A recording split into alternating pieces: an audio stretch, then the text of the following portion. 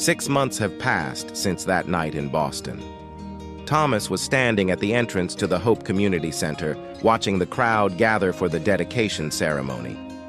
The building, with its sleek lines and welcoming spaces, was the fulfillment of his professional dream, a space that not only housed people, but created community. "Nervous?"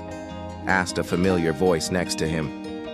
Thomas turned and smiled as he saw Sarah, stunning in a navy blue dress that highlighted her green eyes. "A little."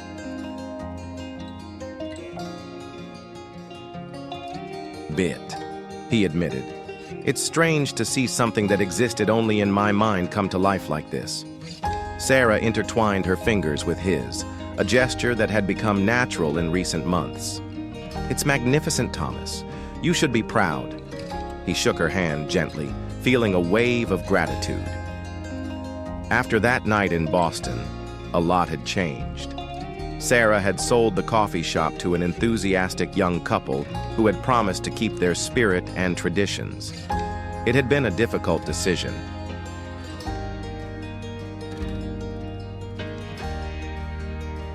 Fraught with mixed emotions, but Sarah knew it was the right thing to do. She had moved to Chicago 3 months later, bringing with her only a few suitcases, an old typewriter that had belonged to her grandmother, and Eleanor's worn-out Bible. Thomas had helped her find a small apartment a few blocks from hers, giving her the space she needed to adjust to the new city and new life. "Mr. Walker," called a voice, interrupting his thoughts. It was Richard Harmon, the executive director of the I.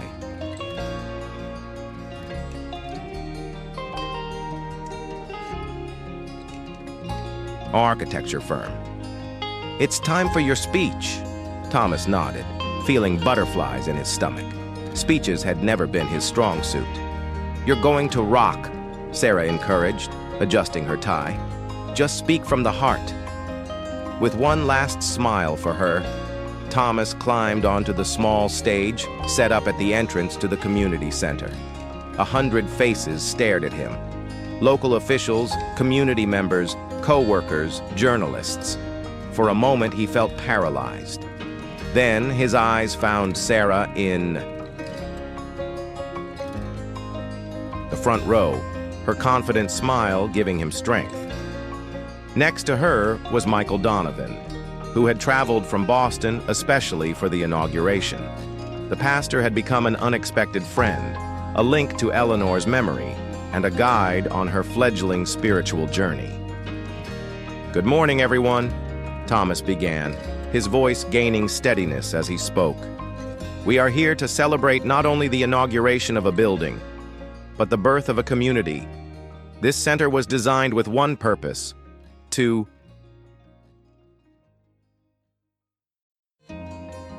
create a space where people from all backgrounds can meet, learn, grow, and support each other." As he talked about the architecture of the building, the programs that would be offered, the benefits to the local community, Thomas realized that something had fundamentally changed in his professional outlook. It was no longer just about creating impressive structures, but about building spaces that transformed lives. "A few months ago," he continued, his voice now softer, "I lost someone very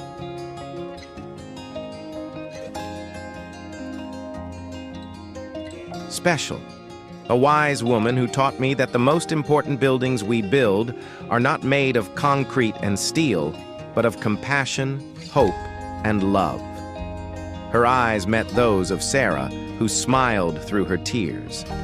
This community center is dedicated to the memory of Eleanor Bennett, whose legacy of kindness and wisdom will continue to inspire all who had the privilege of knowing her.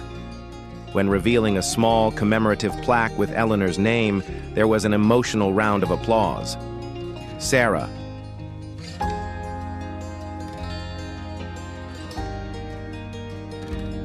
covered her face with her hands, visibly touched by the gesture. After the speech and the ribbon cutting, Thomas was surrounded by people wanting to greet him and learn more about the project. Sarah remained close, proud, watching as he had grown not only as an architect, but as a person. When they finally got a moment alone in the center's inner garden, Thomas hugged Sarah tightly. "Thank you for being here," he whispered. "None of this would have the same meaning without you." Sarah pulled back slightly to look him in the eyes. "There's nowhere else I'd like to be." Michael approached, smiling warmly. "Impressive speech, Thomas. Eleanor would be very proud." "Thank you for coming, Michael," Thomas replied, shaking the pastor's hand. "It means a lot to us." "I wouldn't miss it for anything," Michael said. "In addition, I have news to share with you." Sarah looked at him, curious. "What's new?" Michael smiled, a beaming smile that lit up his face. "I received an invitation to lead a mission in Mozambique. A reconstruction work after the cyclones, combining humanitarian assistance with spiritual support." "Michael, that's wonderful!" exclaimed Sarah, hugging him. "It's what you've always wanted to do." "When is it going?" asked Thomas. "In 2 weeks," Michael replied. "That's why I made a point of coming today. I wanted to say goodbye personally and, well, ask for your prayers." Thomas nodded, feeling a newfound respect for the man in front of him. Michael was truly living out his faith, putting himself at the service of those most in need. "Count them out," said Thomas, surprising himself with the sincerity in his voice. Later that night, after the reception, Thomas and Sarah were walking along the shore of Lake Michigan. The sky was starry, and the lights of the city were reflected in the calm waters, creating an almost magical scenery. "What are you thinking about?" asked Sarah, noting Thomas's contemplative silence. He stopped walking and turned to face her.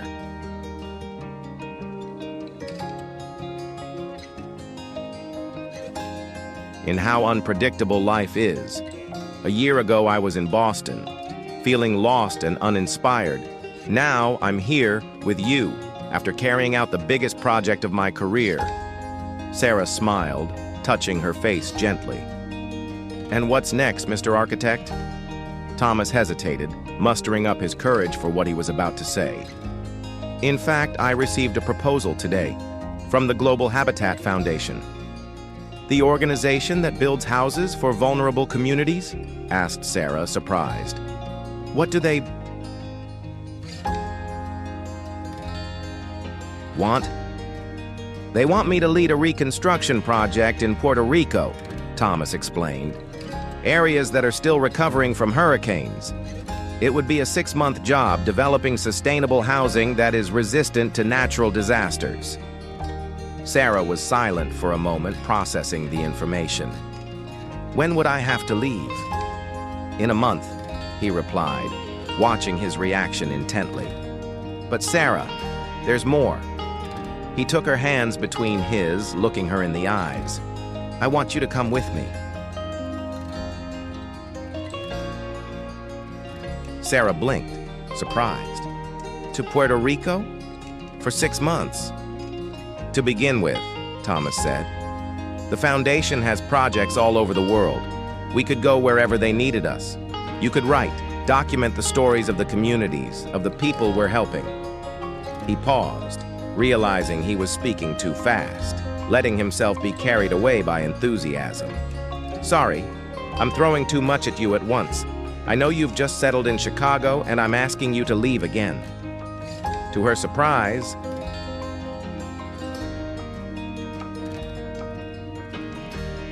Sarah began to laugh, a light laugh full of joy. "What's wrong?" he asked, confused.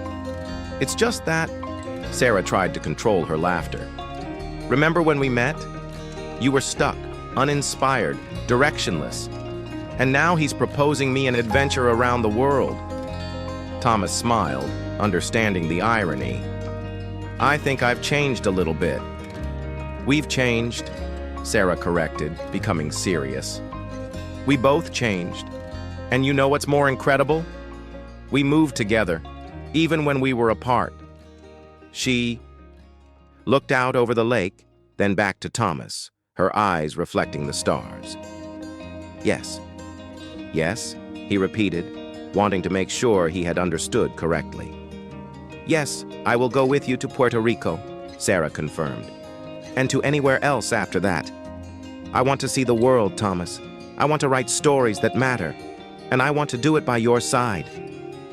Thomas hugged her, lifting her off the ground in his joy. When he put her back on, her face was serious, determined. Sarah Bennett, he said, holding her hands. I know it may sound rash, but really, I feel like I've been waiting for this moment since the day I met you. He knelt on the damp grass, not caring about his expensive suit.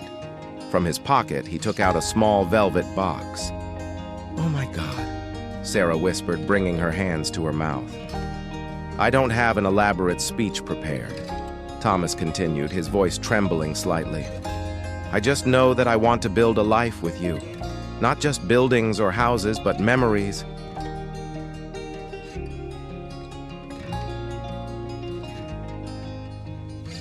Experiences of future. Sarah, would you give me the honor of becoming my wife? He opened the box, revealing a simple but elegant ring, a sapphire surrounded by small diamonds.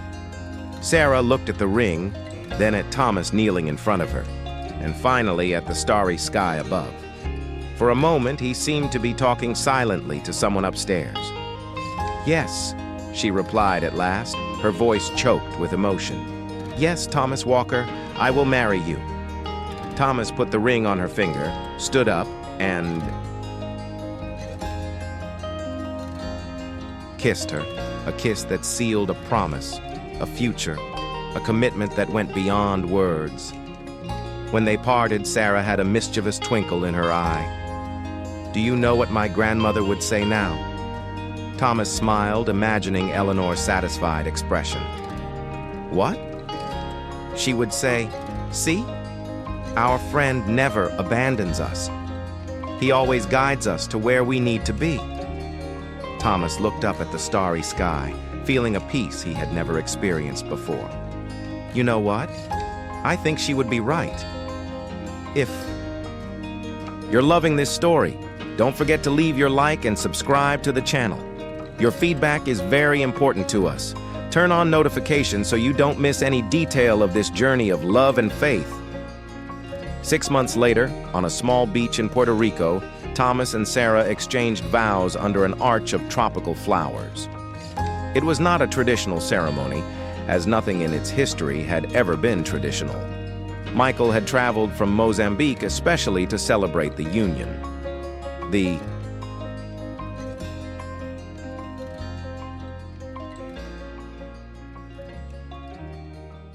guests were a colorful mix of colleagues from the Habitat Foundation, locals from the communities where they worked, and a few close friends who had made the trip from Boston and Chicago. Sarah wore a simple white cotton dress with wildflowers in her loose hair. Thomas had opted for light pants and a white shirt, bare feet in the sand, just like his fiancée. We are gathered today, Michael began, not only to celebrate the union of Thomas and Sarah, but to witness a miracle of love. A love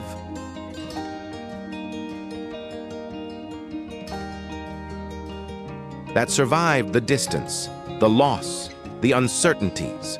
A love that, as the Apostle Paul says, bears all things, believes all things, hopes all things, endures all things. Thomas stared at Sarah, barely able to believe that this moment had come. The last 6 months in Puerto Rico had been intense, challenging, and incredibly rewarding. Together, they had helped rebuild not just homes, but lives. Sarah had begun writing a book about the stories of local families, stories of resilience, hope, and fresh starts that echoed her own journey.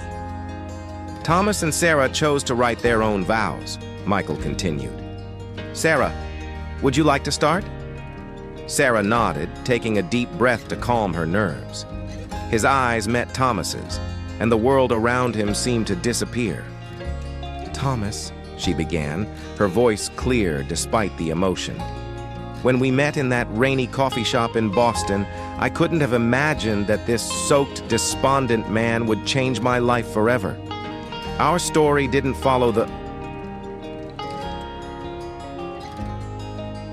conventional path. We had separations, distance, pain. But maybe that's why we're here today, stronger and more certain than ever. She paused, smiling through the tears that were beginning to form. I promise to be your partner in all projects, whether concrete or dreams. I promise to support your visions and share mine. I promise to remember, in the difficult days, what a miracle it is to have found each other in this vast world. And I promise to never, ever stop making cinnamon cake when you're having a bad day. A soft laugh ran through the small assembly, which knew well the story of the famous cinnamon cake that had started it all. Thomas, Sarah continued, her voice now firmer, my grandmother taught me about a friend who never abandons us. In the last few months, I began to understand what she meant, and I realized that, in some mysterious way, it was this friend who brought us together, who guided us back to each other when we seemed lost. Today, I promise to walk by his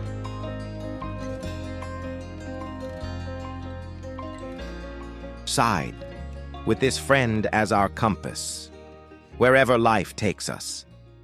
Thomas swallowed, moved by Sarah's words.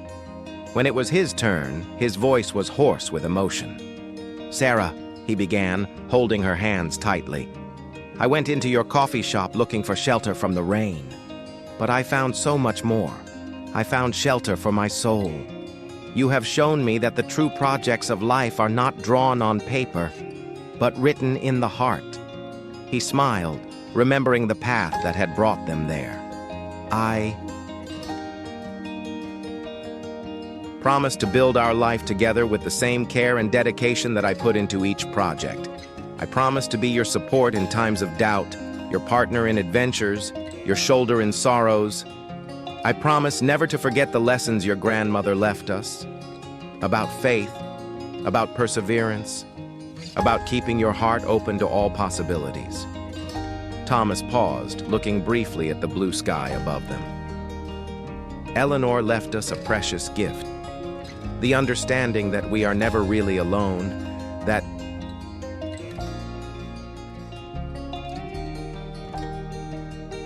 there is a friend who never abandons us. I promise to honor that legacy by walking alongside you on the journey of faith, discovering together what it means to us. He took out of his pocket a small object that surprised Sarah, the old key to the Refuge coffee shop. I kept this as a souvenir of the place where we met, Thomas explained. Today, it symbolizes a new promise. Wherever we are, we will always create a refuge for each other. Sarah smiled through her tears, recognizing the deep symbolism of that simple gesture. Michael, visibly moved, continued the ceremony. Thomas and Sarah, having declared their love and commitment before God and these witnesses, and by the authority conferred upon me, I am pleased to declare them husband and wife. He smiled, adding, Thomas, you can kiss your wife. To the applause and whistles of the guests, Thomas and Sarah sealed their union with a kiss full of promise for the future. The reception that followed was simple and cheerful, with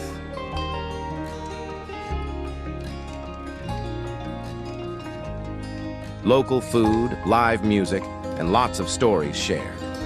As afternoon fell, Thomas and Sarah escaped for a moment, walking along the beach as the sun set on the horizon. Mrs. Walker, said Thomas, savoring the words, how do you feel? Sarah smiled, intertwining her fingers with his. Like it's exactly where it's supposed to be. They stopped to watch the spectacle of the sunset, the vibrant colors painting the sky in shades of orange, pink, and purple. Do you know what I'm thinking? Asked Sarah. resting her head on Thomas's shoulder. What? That Eleanor is seeing this, and that she is very pleased with herself for having brought us together. Thomas laughed, hugging her tighter. It's probably up there saying, "I told you so," to everyone who wants to listen. Sarah laughed too, but soon became serious. Thomas, do you really believe it? What did you say in your vows about the friend who never abandons us? Thomas looked at the horizon, reflecting on the spiritual journey he had begun. Over the past few months, it hadn't been easy.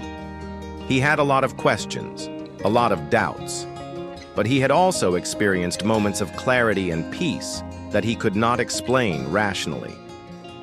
I'm learning to believe, he replied honestly. It's a process, but when I look back and see how it all fell into place, how we found our way back to each other despite all odds, yes, I begin to believe that there is something greater guiding our steps. Sarah smiled, pleased with her answer. That's all we can ask for, isn't it? Be open to possibility. Keep our hearts open, Thomas agreed, quoting Eleanor's words. They were silent for a moment, taking in the beauty of the moment, the perfection of that day. Where do we go from here? Asked Sarah finally. When does the project in Puerto Rico end? Thomas smiled, kissing her forehead. There is a project in Nepal that looks promising, or maybe in Colombia, or we could go back to the States for a while if you prefer. Anywhere, Sarah replied, looking him in the eye. Anywhere we are together. Thomas kissed her again, feeling complete, full, at peace. You know what I like most about you, Sarah Walker? What? She asked, smiling as she heard her new last name. Your courage. He left everything behind, the coffee shop, Boston, his whole life, to embark on this adventure with me. Sarah shook her head thoughtfully. I haven't left it all behind, Thomas. He brought what really matters, the memories, the lessons, the love. And I discovered that home is not a place. It is a person. It's you. Thomas felt his heart overflow with love and gratitude. And you are my home, Sarah. It doesn't matter where we are. They returned hand in hand to the party, where their friends and the local community celebrated not only their union, but the renewal they had brought to that little corner of the world. That night, in his beachfront bungalow, Thomas found Eleanor's old Bible on his pillow. Sarah had put it there, with a page marked. Curious, he opened it and read the highlighted passage. What a friend we have in Christ, who bore our sorrows and bore our sorrows. What a privilege it is to bring everything to God in prayer. Below, Eleanor had written a note. When all other friends fail, he will remain, the only friend who never leaves us. Thomas closed the book and hugged it to his chest, feeling a deep connection to the wise woman who had touched his life so briefly, but so deeply. Sarah came out of the bathroom, wearing a simple white nightgown, and smiled when she saw Thomas with the Bible. A wedding gift from Grandma, she explained. Somehow she always knew this day would come. Thomas reached out to her, pulling her close to him on the bed. She was a remarkable woman. I wish I was here today. She is, Sarah replied with conviction, in a way that we can't see, but we can feel.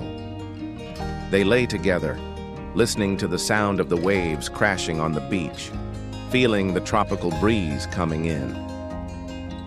Through the open window, it was the beginning of a new life, a new journey, together. Thomas, Sarah whispered, almost falling asleep, do you think that one day we will have a story to tell as beautiful as Grandma's? Thomas smiled, stroking her hair. I think we are already writing this story, my love, page by page, day after day. With the help of our kind friend, murmured Sarah sleepily. With the help of our kind friend, Thomas agreed, feeling a deep peace envelop him as he fell asleep. Beside his wife under the stars of Puerto Rico, ready for whatever adventure the future held. And so we come to the end of this exciting journey of love, faith, and redemption. If this story touched your heart, don't forget to leave your like, subscribe to the channel, and share it with your friends. Your feedback is very important to us. Let us know what you think of this story inspired by the song Bondoso Amigo. Turn on notifications so you don't miss our next stories. Thanks for following. This far. The sun set over the mountains of Nepal, painting the sky with shades of orange and pink. On the terrace of a small house in the hills of Kathmandu, Thomas Walker watched his 3-year-old daughter playing with colorful blocks of wood. "What are you building, Eleanor?" he asked, crouching down next to the brown-haired, intensely green-eyed girl, her mother's eyes. "A house for everybody," replied little Eleanor with the seriousness that only a child can have. "For people who don't have a home." Thomas smiled, feeling his heart tighten with pride and excitement. Even at such a young age, his daughter already showed the same compassion that had guided him and Sarah for the past few years. The door to the terrace opened, and Sarah appeared, holding a tray of tea and biscuits. Her rounded belly announced the arrival of her second child, scheduled for 2 months from now. "How are my favorite architects?" she asked, placing the tray on the table. "We're designing houses for..."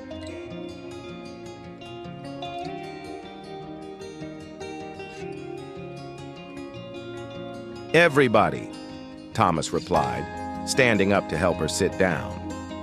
Sarah smiled, stroking her daughter's hair. Just like her father. For the past 5 years, Thomas and Sarah had worked on humanitarian projects on 3 continents. He designing sustainable and resilient housing for vulnerable communities. She documenting the stories of these communities in articles, blogs, and finally in her first published book, Rebuilding Lives, Stories of Hope in Times of Crisis. The book had been a surprise. Success, drawing attention to the work of the Habitat Foundation and inspiring others to get involved. Sarah was already working on her second book, focused specifically on the women leading reconstruction efforts in their communities. "We heard from Michael today," Sarah commented, pouring the tea. "The work in Mozambique is going well. He is thinking of visiting us before returning to the United States." Thomas smiled, remembering his friend who had officiated his wedding and christened his.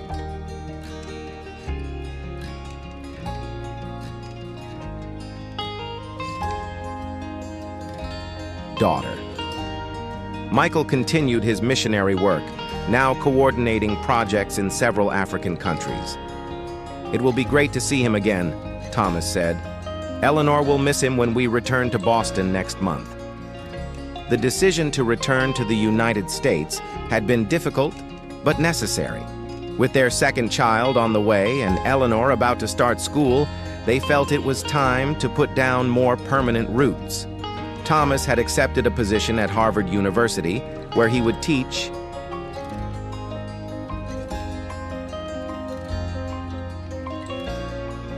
sustainable architecture and continue consulting for humanitarian projects. Sarah planned to devote herself to writing and eventually open a small literary cafe, a modern homage to her parents' Refuge. Little Eleanor abandoned her blocks and came to sit on her mother's lap, placing her hand on her prominent belly. "Baby kicked it!" she exclaimed, amazed. Sarah smiled, placing her hand on her daughter's. "Yes, your little brother is saying hello." "Or little sister," Thomas recalled, joining.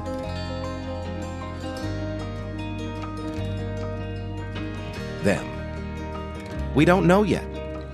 It's going to be a boy, Eleanor declared with childlike conviction. I've talked to Jesus about it.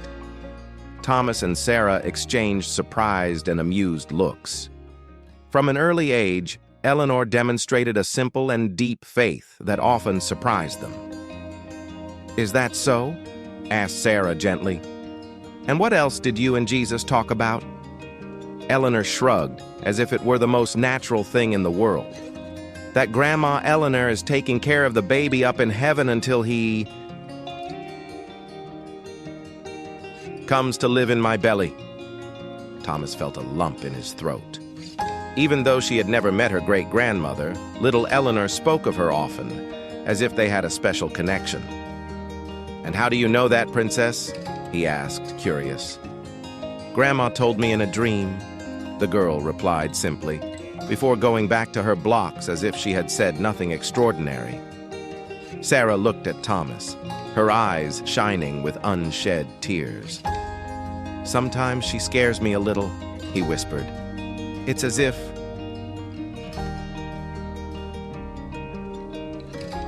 Really? I know, Thomas agreed, equally impressed. It's like Eleanor is here somehow. They watched their daughter play, lost in thought about the mysteries of life, faith, and love that transcends time and space.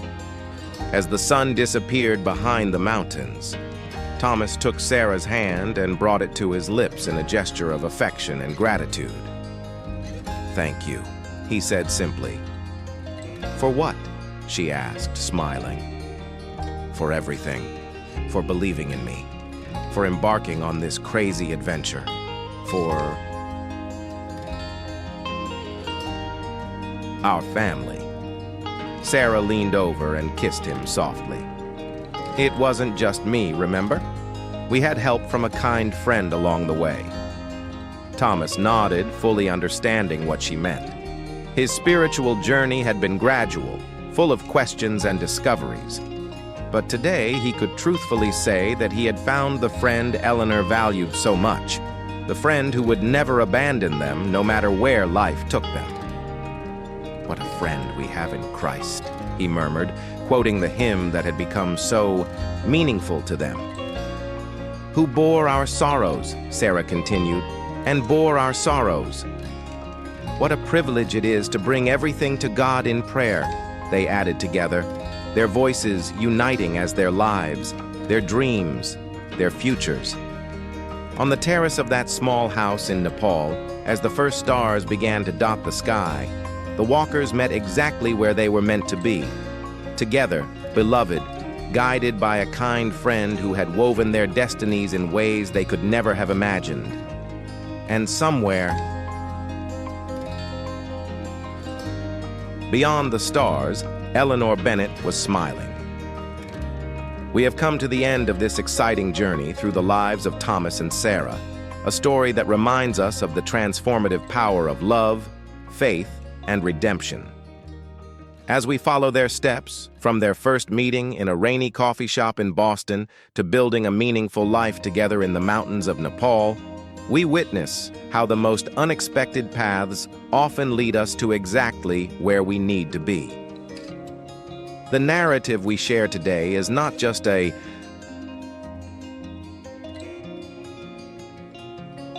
romance story, but a powerful testament to how we are never truly alone on our journey. Just as Eleanor Bennett, with her quiet wisdom and unwavering faith, shared her best friend with Thomas and Sarah, the kind friend mentioned in Joseph Scriven's hymn is available to each of us, waiting patiently for us to open our hearts to his presence. Think for a moment about the storms Thomas faced, the devastating loss of his parents, the creative crisis that threatened his career, the excruciating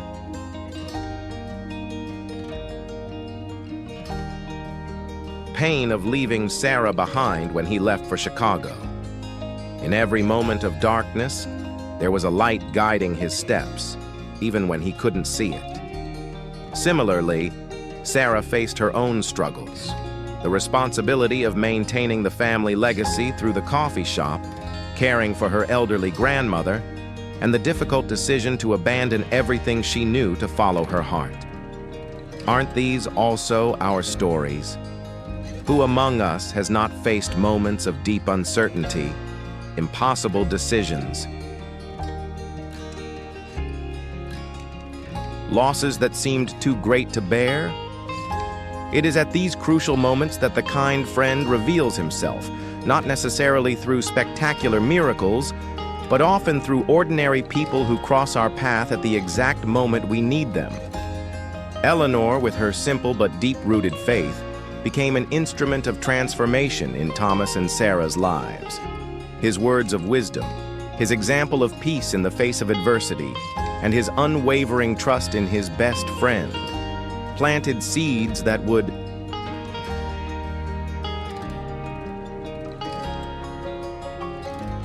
blossom long after his departure. Isn't this how God often works in our lives? Through seemingly casual encounters, words spoken at the right time, people who enter our story for reasons we only understand much later. The beauty of Thomas and Sarah's journey lies in how they learned to keep their hearts open to all possibilities, even when the path seemed uncertain or painful. When Thomas finally understood that his true calling lay not just in building impressive structures, but in creating spaces that transformed lives, he found a greater purpose that transcended his professional success. When Sarah found the courage to leave the safety of the coffee shop and pursue her dreams of writing and adventure, she discovered a freedom and fulfillment she had never imagined possible. May we, like them, recognize the divine moments in our own stories, those precious moments where coincidences reveal themselves as providences, where chance encounters turn into life-changing relationships.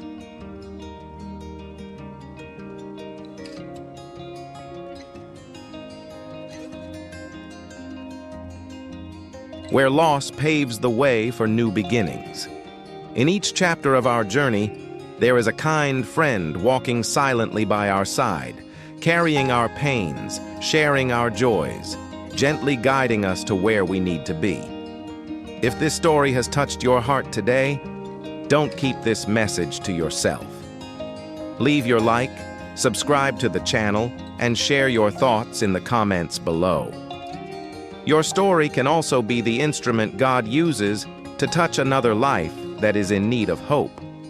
Turn on notifications so you don't miss our upcoming narratives inspired by songs that uplift our faith and remind us of God's unconditional love.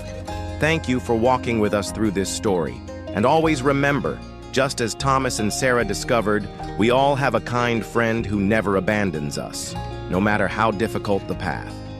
Don't forget to like, subscribe to the channel, and turn on notifications to receive more inspiring content like this. Your support helps us keep sharing stories that strengthen faith and